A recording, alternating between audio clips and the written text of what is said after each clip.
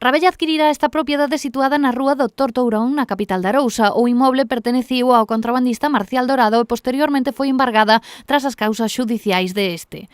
O custe da propiedade sitúase por debaixo do seu prezo de mercado, polo que o Concello pagará algo máis de 170.000 euros. Ao Concello de Vilagarcía, tendo en conta que somos unha administración que se lle vai a dar un uso, unha utilidade pública, que ademais pois é conservar e recuperar parte do noso patrimonio, é un inmoble catalogado, situado nunha zona privilexiada e cun precio de saída pois máis que razonable para a zona na que estamos. Esa é a proposta que lle fixemos ao Plan Nacional de Drogas e o resultado da xestión pois foi positiva.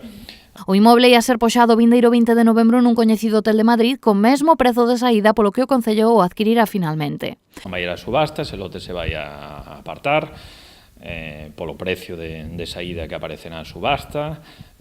O precio de tasación é superior ao que vai na subasta. A intención do Plan Nacional de Drogas, evidentemente, que nesa subasta pois as puxas foran superiores, a recaudación fora, pero tendo en conta pois que somos un concello, que parte do patrimonio histórico de Vilagarcía e que o uso que se lle vai a dar pois é público, pois quedaron encantados coa proposta feita e prefiren que quede nas mans dunha administración pois que un particular.